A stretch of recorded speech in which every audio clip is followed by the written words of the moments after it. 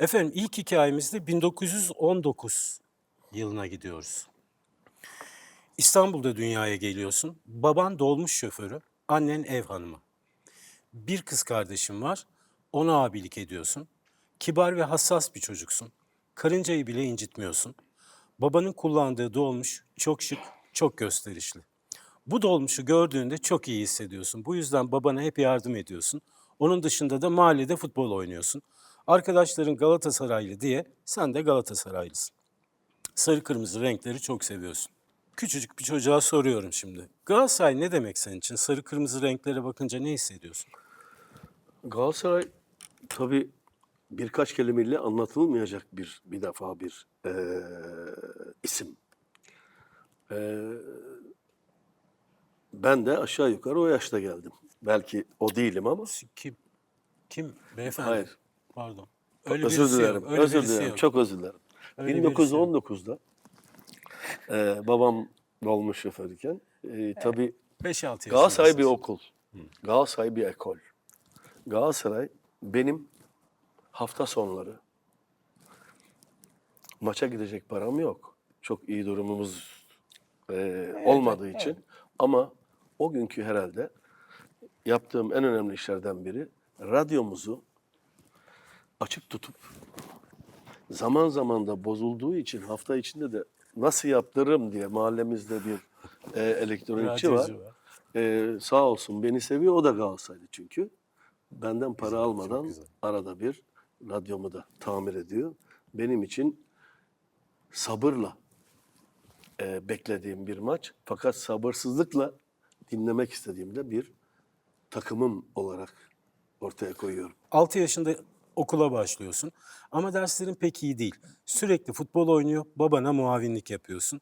Ortaokul yıllarında muavinlik konusunda epey tecrübe edinmiş vaziyettesin. Geliyoruz yıl 1933. 14 yaşındasın.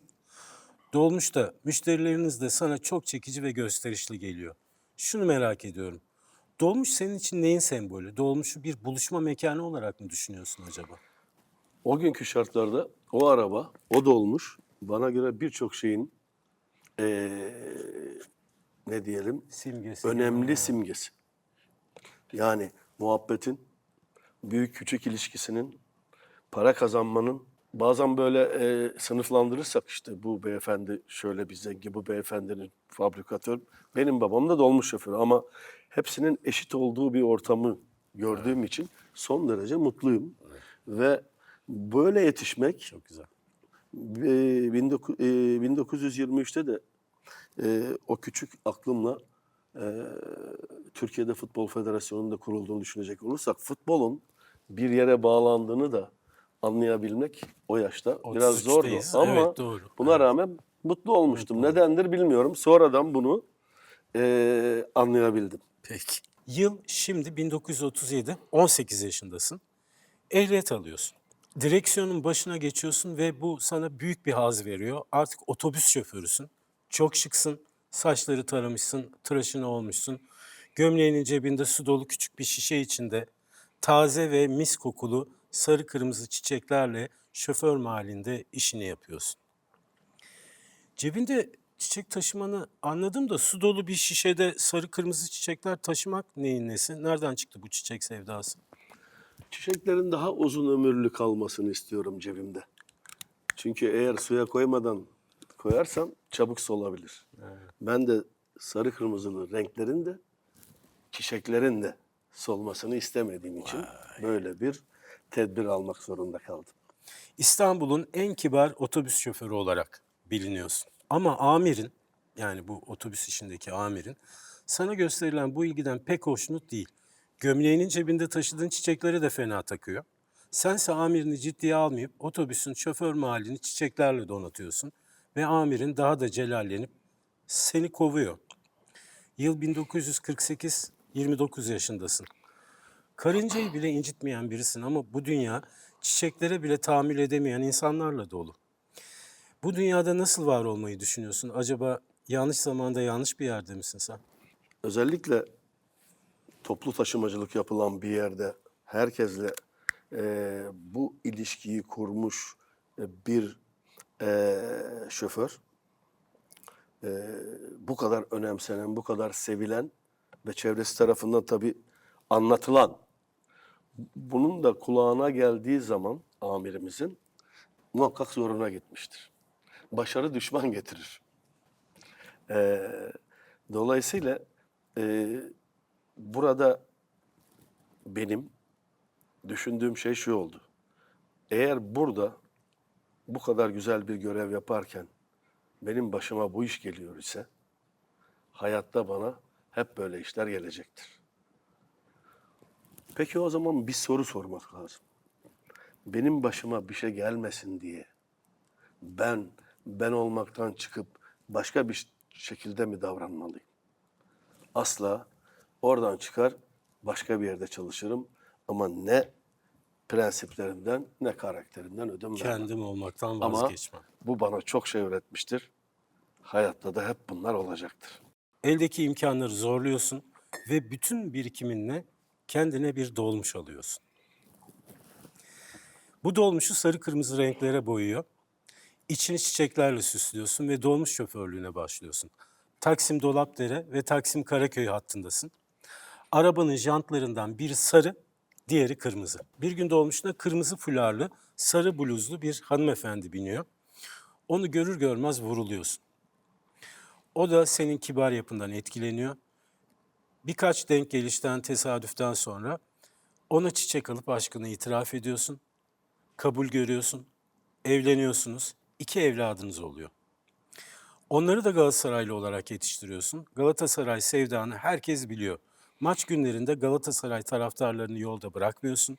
Gerekirse güzergahını değiştiriyor. Onları ücretsiz olarak stada taşıyorsun. Taraftarlar için defalarca stada gidip geliyorsun ve para kazanmak yerine genelde zarar ediyorsun. Bu Galatasaray aşkı sana biraz pahalıya patlıyor diye düşünüyorum. Ne diyorsun ona? Çünkü pek para kazanamıyorsun ve onları ücretsiz bir şekilde getirip götürüyorsun. Stada nasıl yürüyecek işler? Büyük sevdalar sıkıntılıdır, kolay değildir. Zaten büyüklüğü de oradan gelir. Tabii ben bu dünyadan, o günkü dolmuş sahibi olan insan olarak bu dünyadan göçmeden söyleyeceğim birkaç cümle olacak.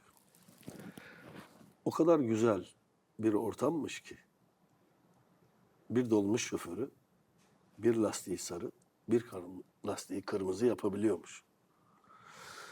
Herkes Galatasaraylı olmadığına göre ben başka bir açıdan bakmak istiyorum. Herkes Galatasaraylı olmadığına göre Fenerbahçeli ve Beşiktaşlı olanlar, Trabzonlu olanlar veya Bursalı olanlar da hiç bir rahatsızlık duymadan ona binip Biliyorlar. müşteri olup veya sohbet edip bu güzelliği sürdürmüşler. Şimdi bu günümüz için olağanüstü bir örnek esasında. Çünkü büyük takımların değerleri olmazsa biri büyük olmaz. Sonuç itibariyle orada Galatasaray aşkım bana zaten Galatasaray maçına götürürken para aldırmaz.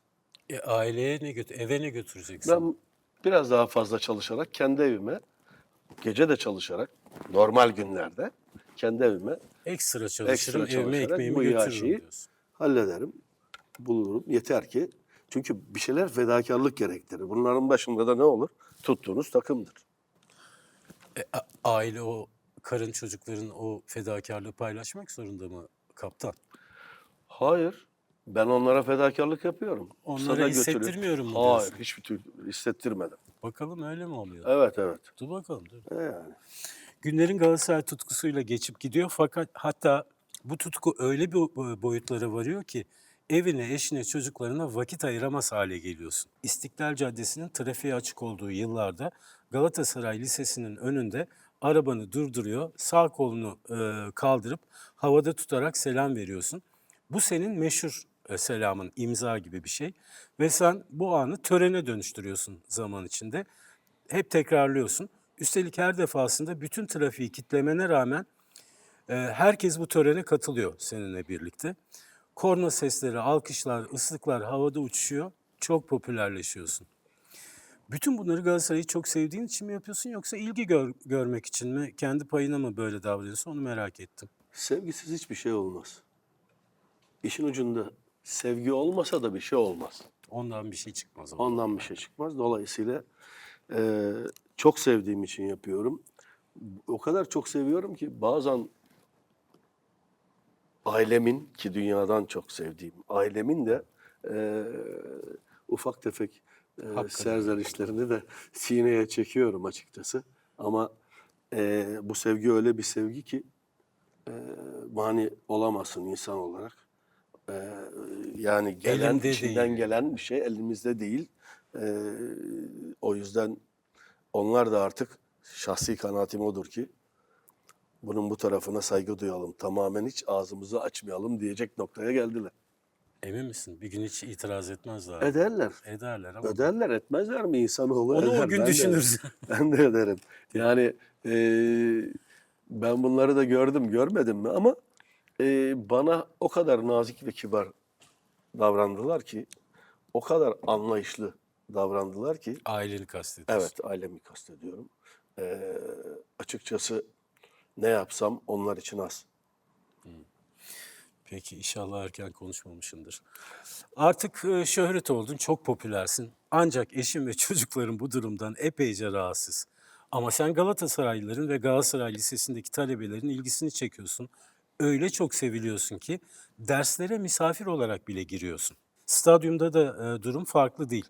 Galatasaray'ın efsane amigosusun. Sağ kolunu havaya kaldırıp verdiğin selamın anlamı ne? Neyi temsil ediyor o sağ kolu kaldırıp selam vermek? Yani selam bizim toplumumuzda çok önemli bir Evet. noktadır. Kitabımızda da öyle. Dolayısıyla onlara sevgi gösterisinde, saygı gösterisinde bulunmamın bir rumuz, bir rozet, bir işareti gibi Evet. kabul etmek lazım. Yani kalpten kalbe giden bir mesajın ifadesi gibi.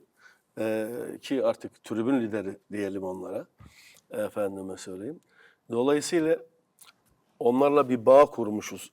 İsmi, adı olmayan ama bu da bunun bir nişanesi olsun. Seneler geçiyor. Geldik 1955 yılına, 36 yaşındasın. Ve dönemin İstanbul Emniyet Amiri sana kibarlığından dolayı bir lakap takıyor. Bundan böyle o lakapla tanınıyorsun. Gazetelerde manşet oluyorsun çünkü her maçta, her İstiklal Caddesi'nin önünden, Galatasaray'ın önünden geçişinde ayrı bir coşku yaratıyorsun. Hem de tek bir selamınla. Fakat bu güzel duyguları bir tek ailene yaşatamıyorsun. Onlarla hiç ilgilenemiyorsun, ilgilenmiyorsun. Ve nihayetinde eşin sana boşanma davası açıyor. Sen duruşmaya bile sarı kırmızı kıyafetlerle gidiyorsun. Hakim seni o kılıkta görünce eşine hak veriyor ve sizi boşuyor. Galatasaray yüzünden ailene vakit ayıramadın ve onlardan ayrılmak zorunda kaldın. Değer miydi? Ne hissediyorsun şimdi? Değerdi. Öyle mi? Evet. Niye değerdi? Çünkü ailesine bağlı, ailesini seven, çalışan, yanlış işler yapmayan, evine bağlı bir adamım. Bunlara saygı duyulmasını isterdim sadece. Çünkü başka hiçbir konuda ben ailemin karşısında olmadım veyahut onlarınla beraber yaşamadığım hiçbir şey yok. Her şeyi beraber yaşadık. Sadece buna böyle bir hobi diyelim, böyle bir hastalık diyelim, ne derseniz deyin. Benim bu sevgimi keşke onlar da benimle beraber yaşasaydı. Çünkü ben her türlü onların sevgiyle baktığı her şeye uyum gösterdim, beraber olduk. Bir şey için de beni kırmamaları Müsamaha lazım. isterdim diyorsun. Eğer öyle yapmayıp sadece bu konudan dolayı zaten hakim karşısına çıkmışlar, hakim hanıma veya hakim beye de ben derim ki bizi de boşayın. Peki. Bundan sonra tüm hayatın Galatasaray oluyor boşanma sonrasında. 1960'larda en popüler ve keyifli zamanlarını yaşıyorsun. Herkes senin meşhur selamını taklit ediyor. Çok seviliyorsun. Herkes senin dolmuşuna binmek istiyor. Sen ise Galatasaray'ın hiçbir maçını kaçırmıyorsun. Aslında Galatasaray'ın sembolü haline geldin. Peki amacın bu muydu? Yo. Sevgi beni buraya getirdi. Bu bir sonuç. Ya, bu bir sonuç. Öyle bir şeyim yok. Ben de diyorum ki zaten ailem de Galatasaray'ın burada çok büyük bir faydası yok mu yaşamımıza? Dolmuşa binenler, dolmuşa gelenler veya bu muhabbetin getirdiği müşteriler, değil mi? Bu da var. Parayı topluyorsan öyle de. Evet. Tabii ki. Yani Eve para götürmezsen eve para götürmediğim hiç olmadı. Ben kendim aç kaldım ama evime her zaman parayı götürdüm. yeteri kadar, belki beklenen kadar götürememiş olabilirsin. Yani bazen insan umduğu değil bulduğunla geçinmeli. Değil mi? Doğru. Eskisi gibi ilgi görmüyorsun. Şimdi 1968-69 sezonundayız. Sen 50 yaşındasın. Galatasaray bu sezonda başarılı bir grafik çizmiyor pek. Bir akşam çok önemli bir derbi maçı var. Fenerbahçe Galatasaray'ı 3-2 yeniyor o gün. Ve sen yine meşhur selamını veriyorsun tribünde. Ancak bu kez tribündeki Galatasaray taraftarı seni uğursuz ilan edip tribünden uzaklaştırıyor, atıyor aslında. Ve maalesef tribünden atıldığın sırada kolun da kırılıyor. En çok kalbin kırılıyor koldan ziyade. Ancak tabii bu arada tedavi süreçlerinden geçiyorsun. İyileşiyorsun ama kolunu alçıya alıyorlar. Birkaç gün sonra doktorun ikazına rağmen yapma dedikleri halde herhalde işini de yapabilmek için alçıyı çıkartıyorsun erken. Stada gitmekten de vazgeçmiyorsun. O meşhur selamını stadın dışından veriyorsun. Bu hareketinle aynı zamanda seni stadyuma sokmayanları da aslında protesto ediyorsun. Gerçek bir Galatasaray aşığısın ama artık senin uğursuz olduğunu düşünüyorlar. Bu seni kırdı mı? Şimdi tabii gerçek dünyayla totemler arasında çok büyük bir fark var. Fark var. Tabii. Ama şöyledir bizde. Bugün kırmızı giydim, kaybettik. Ben bunu bir daha giymeyeyim. Veya 8'de geldim, yok bundan sonra 9'da gelin. Bu kendine güvenmeyen, işi doğru yapmayanların bulduğu Bahane. birçok sebepten bir tanesi. Sözde bahane deriz ya. Dolayısıyla açıkçası bazen hani deriz ki özellikle son yıllarda olguların önünde gidiyor. Demek ki 1900 bizim zamanımızda da varmış. Varmış, evet. Dolayısıyla ben bunu ancak böyle addederim. Çünkü çok sevdiğim bir şeyden beni Nasıl ayırmaya olur? kimsenin herhangi bir sözel veyahut fiziki zaten herhangi bir şeyi beni yıldırmaz veya vazgeçirmez. Bu sevda öyle bir sevda ki hani hiçbir şeye tutulmayacağın gibi bir sevda. Burada bu şeyin uğursuz ilan edişin sınırları seni stada almamaya kadar varıyor. Buna ne diyorsun? Ona Stada ki, sokmuyorlar seni. bu tabii çok doğru bir yaklaşım değil, hoş bir yaklaşım değil. Çok kırıcı bir şey bu ya. İnsanı üzer, hatta kırar, kötü kırar. Sevdasından vazgeçirir. Hayır. Hayır çünkü sevda bir camiaya, bir kulübe, bir büyük isme sevda onlara değil. Onları da seversiniz ama esas sevdalandığınız zaten sarı kırmızı renklerdir. Kulüptür, camiadır. Burada kırgınlık oluşabilir ama o beni sevdamdan vazgeçirmez Kırgınlık diyorsun. kişilere olur. Kişilere olur. Kırgınlık camialara, kırgınlık tuttuğunuz kulübe, kırgınlığınız renklere olmaz. Temsil etmiş Kişilere olan olur. olmaz. Onlar da zaten zaman içerisinde ayıklanır. Ayıklar. Hayat ayıklar diyorsun. Hayat ayıklar. Yine de tabii üzüntüden hasta oluyor, yataklara düşüyorsun. O Evet. uğursuzluk meselesi, stada alamama vesaire. Ancak tam da söylediğin gibi tutkun devam ediyor. Fakat şanssızlıklar da devam ediyor. Bir gün dolmuşunla seyrederken bir araba gelip sana çarpıyor. Araba pert oluyor, perte çıkıyor. Yani kullanılmaz hale geliyor. Yardım istiyorsun ama kimse sana yardım da etmiyor maddi açıdan. Çok sevdiğin sürücülüğü, şoförlüğü bırakmak zorunda kalıyorsun ve ciddi bir darboğaza düşüyorsun, parasız kalıyorsun. Galatasaray taraftarı seni unutuyor. Tek başına kalıyorsun ve maalesef daha önce alçısını erken çıkardığın sağ kolun kangren oluyor ve kesiliyor. Tüm hayatını adadığın Galatasaray yüzünden evliliğin bitti, ailen seni terk etti ve evin bildiğin Galatasaraylılar diyeyim, hadi Galatasaray demeyeyim, Galatasaraylılar seni yalnız bıraktı. Nasıl bir hayal kırıklığı yaşıyorsun? Tarif edebilir misin? Bunların hepsi çok iyi olsaydı. Ama ben Galatasaray'dan kopsaydım daha fazla üzülürdüm. Ben yine Galatasaraylıyım. Bunlarla da başa çıkabileceğim kadar Sen çıkar. iflah olmazsın, ben Evet. sana söyleyeyim. Doğrudur. Sen iflah olmazsın. Anlatabildim mi demek istediğimi? Yani bunların hepsi olsa, zengin olsam, dolmuşum olsa, işte sağlığım yerinde olsa, şu olsa, Eyvallah. en sevdiğim, en istediğim, hayatımı yaşadığım bu taraf yok. O zaman ben daha çok üzülürdüm. Bence bunlarla başa çıkma ihtimalim var. Var. Kolum kesik olmasına rağmen beynim çalışıyor. Ama o sevgisizlikle başa çıkma imkanım yok. Kendimden vazgeçerek Vazgeç. yapmam. Yapmam. Tanıdın değil mi kim olduğunu? Anladın. Peki size de açıklıyoruz şimdi. Efendim geliyor. Karınca Ezmez Şevki'den bahsediyoruz tabii. Sağ ol, baştan anladın hemen tabii. Karınca deyince, Deyince lafın zaten arasında evet, anladım evet, zaten. Evet, evet. Ee, Galatasaray'ın sembol ismi Karınca Ezmez Şevki'nin gerçek adıyla Şevki Güney'in hayatı Galatasaray olmuştu. Ve kendisini yazdığı bir şiirle anlattı. Şöyle bir şey. Çarpar dağıtmaz. Acele iş istemez. 30 kilometreden fazla gitmez. Esans sürmeden duramaz. Çiçek koklamadan yapamaz. Çarpar incitmez. Sarı kırmızıyı görmeden yaşayamaz. Galatasaray yenilince gözyaşlarını tutamaz. Ölse Galatasaray'dan vazgeçmez. Tabutu, mezarı sarı kırmızı olmazsa kabrinde rahat edemez. Büyük saygıyla anılacak bir Çok. büyüğümüz. Hakikaten Her şeyden önce kibar ve nazik bir insandı. Yattığı yer incinmesin, rahmetle almış Allah olduk rahmet kendisini. eylesin. Evet.